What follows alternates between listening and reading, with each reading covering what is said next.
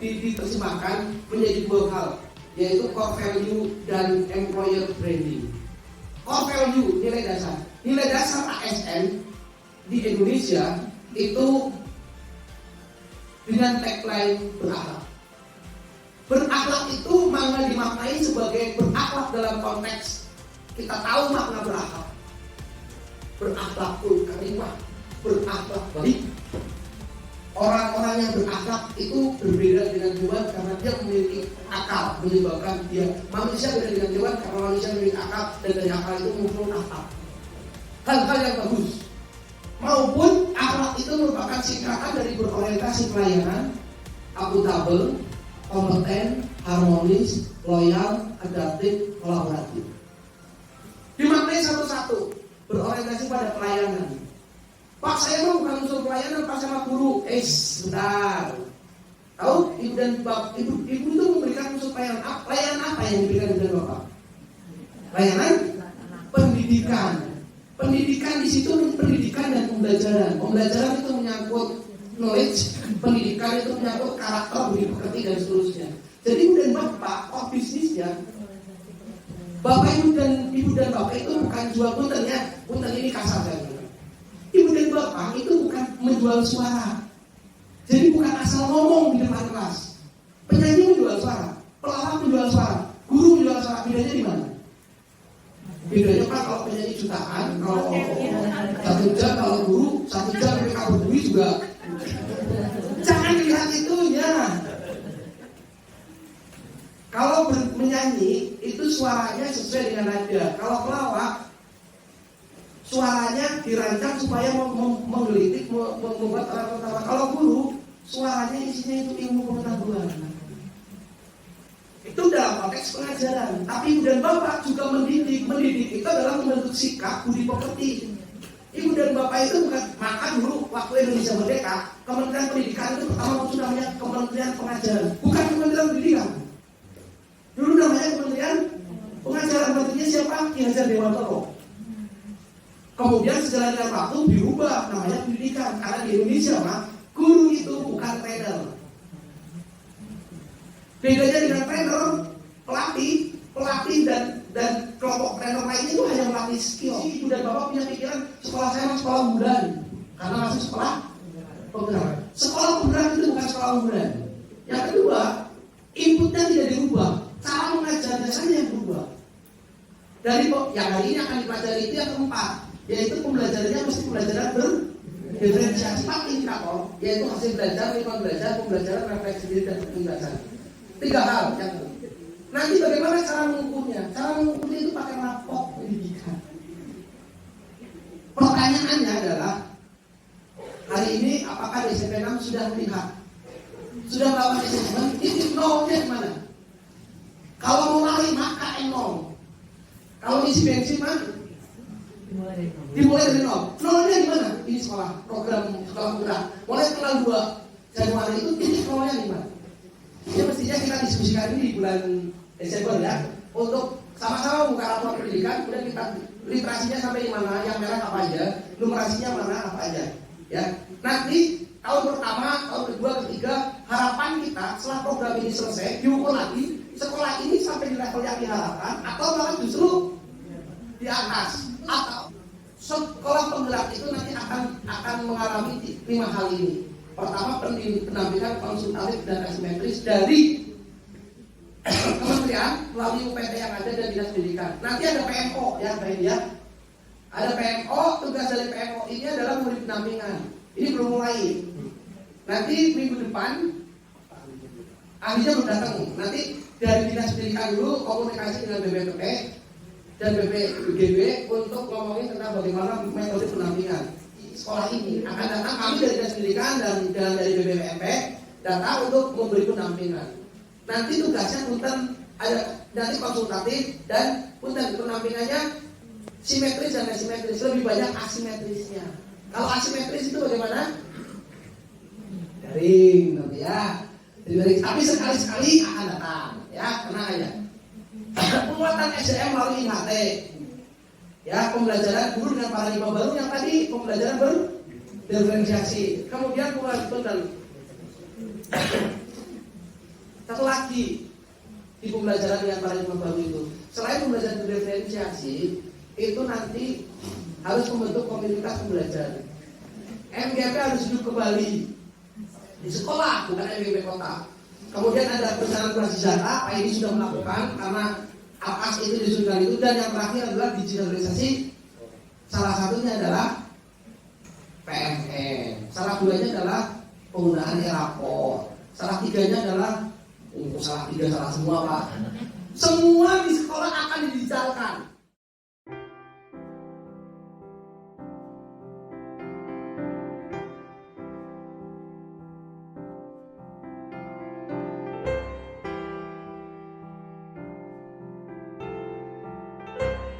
Satu nilai tidak ada pengetahuan keterampilan, dan nilainya itu diambil bukan dari rata-rata, tapi diambil dari 60% nilai pengetahuan ditambah 40% nilai keterampilan, kecuali mapel seni budaya, penjas, dan prakarya.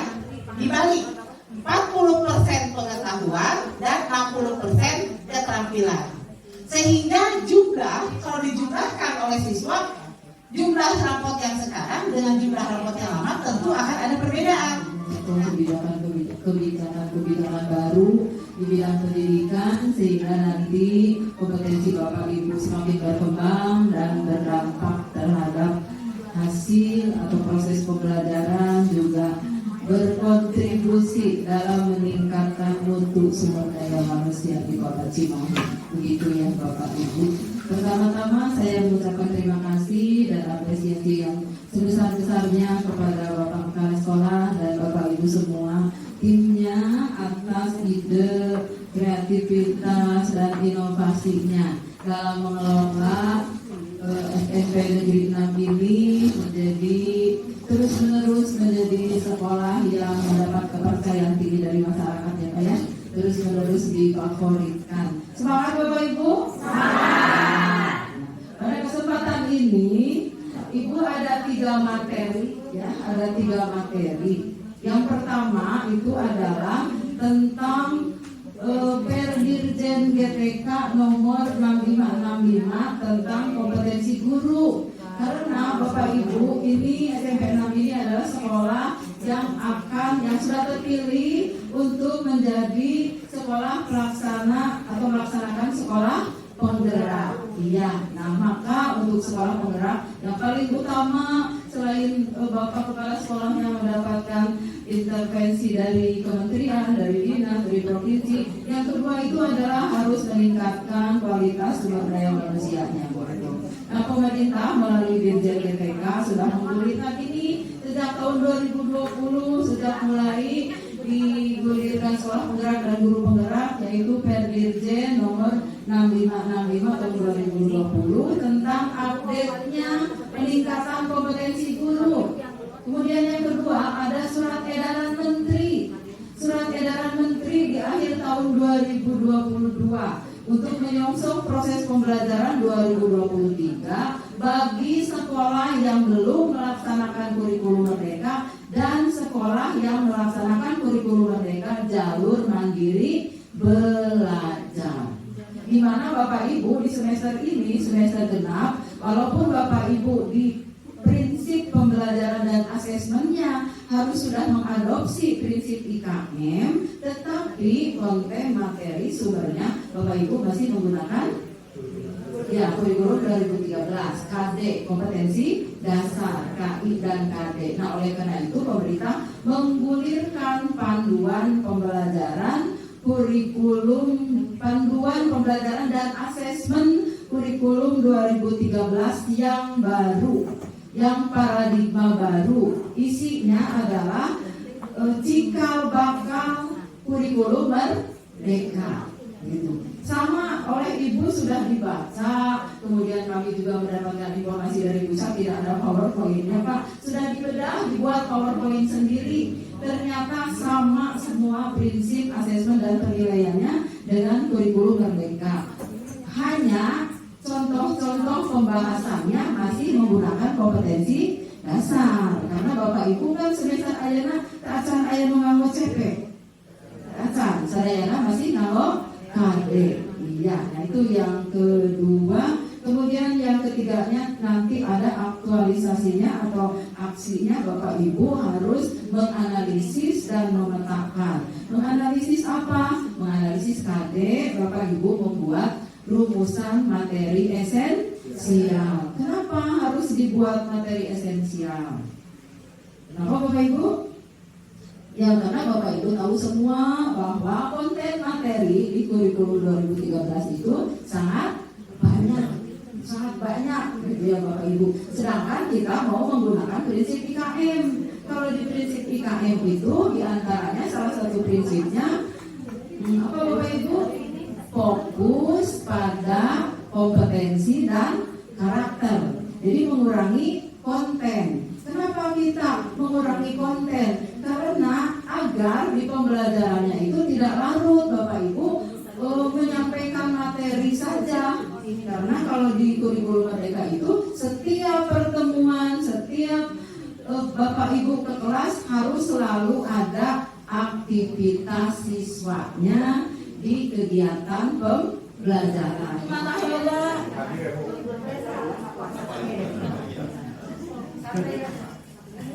Sampai Bapak Ibu sampai kering dulu. Ya, kendala yang dihadapi ini kebanyakan siswa itu karena merasa terlalu dihadapi dengan berbagai macam tema sehingga mereka tidak fokus dalam menyampaikan suatu ide atau gagasannya. Dan kecenderungannya harus dibangun teamwork baru akan muncul. Itu. Sementara ini kita saling bekerja dengan kelompok, dengan tim baru akan muncul. Kalau dikerjakan atau disarankan dengan individu, cenderungnya vakum gitu jadinya. Ini seperti itu ya.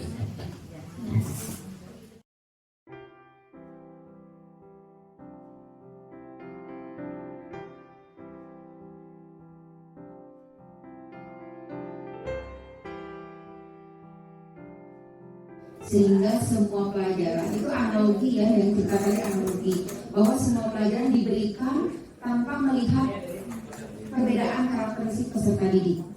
Di situ diceritakan pertama angsa. Angsa itu kan bagus dalam berenang. Tetapi karena kurikulumnya disamakan, angsa itu harus bisa lari. Dia tidak bisa lari tapi dipaksa harus bisa lari. Akhirnya dia berlatih keras sampai selaput kakinya robek, akhirnya di berlari tidak lulus, di berenang yang memang keahlian dia juga karena selaput kakinya luka, akhirnya KKM saja. Ya, kemudian tadi elang yang dia itu terbang, tapi dipaksa oleh kurikulum harus terbangnya dari bawah. Dia kan tidak bisa, itu bukan keahliannya, dia itu mainannya di atas gitu. Tapi dipaksa, akhirnya sekolah menganggap dia itu memiliki penyimpangan gitu. Padahal bukan karakteristiknya memang terbang dari bawah. Akhirnya yang selamat apa? Yang selamat ular tadi, yang bisa terbang sedikit, lari sedikit, berenang sedikit, dia yang selamat. Intinya dari cerita tadi, analoginya adalah peserta didik kita itu berbeda. Ya, jadi tidak berarti yang matematikanya 4, cuma memang karakteristik dia bukan di situ kelebihannya. Gitu. Jadi itu mungkin pengantar untuk kita bisa memahami pembelajaran diferensiasi itu seperti apa. Untuk semua. Kerasa nggak ada anak yang menyetorkan isinya bagus, ya? Ada anak yang mungkin copy paste dari temannya, ada anak yang tugasnya bolong-bolong. Nah, kalau seperti itu artinya LKPD kita, tugas yang kita berikan tidak sesuai dengan gaya belajarnya. Yang menyetorkan itu mungkin yang auditori atau yang visual, yang kinestetis tidak akan betah dia mengerjakan LKPD berlama-lama. Jadi rata-rata yang tidak mengerjakan tugas itu adalah yang kinestetis. Itu yang kedua. Kemudian pembelajaran didasarkan pada assessment dan kebutuhan belajar tadi, makanya ada pengelompokan. Jadi pengelompokan juga harus ada dasarnya. Kalau kita membuat kelompok belajar itu ada dasarnya. Di antaranya salah satu adalah asesmen diagnostik tadi. Kemudian pembelajaran kalau yang tidak diferensiasi, pembelajaran tidak didasarkan pada asesmen. Jadi semau kita aja dibagi kelompoknya gitu. Kadang-kadang ada juga yang kelompok itu kalau disuruh milih sendiri, apalagi yang rajin sama yang rajin gitu, yang agak lambat sama yang lambat, itu pasti akan tambah kegugusur gitu yang lambatnya gitu ya. Kalau tidak sesuai, tidak ada dasarnya pengelompokan itu. Kemudian siswa menentukan sendiri tata belajar, cara belajarnya, sedangkan ini guru yang bertanggung jawab. Jadi kalau diferensiasi, siswa yang disuruh milih gitu. Kalau yang di sini guru yang menentukan. Semua harus diskusi kata gurunya. Nah, itu yang tidak diferensiasi. Tapi kalau yang diferensiasi, kamu boleh menyetorkannya itu, boleh lewat presentasi, boleh lewat peta konsep, dia yang milih. Atau mau bikin video, dia yang milih. Jadi kita memberikan pilihan, anak yang menentukan. Biasanya kalau anak yang menentukan, dia akan lebih bertanggung jawab, karena itu sesuai dengan keinginannya, sesuai dengan minatnya. Oh gitu Bu. Tapi di kelompok ini tuh ada yang higher, ada yang medium, ada juga yang lower. Tapi mereka gaya belajarnya sama gitu. Nah, lebih baik menurut Ibu gitu, yang kita pakai itu berdasarkan akademik atau berdasarkan tipe belajar. Seperti itu. Seperti itu. Seperti itu pertanyaan yang masih yang masih abu-abu. Mohon solusinya.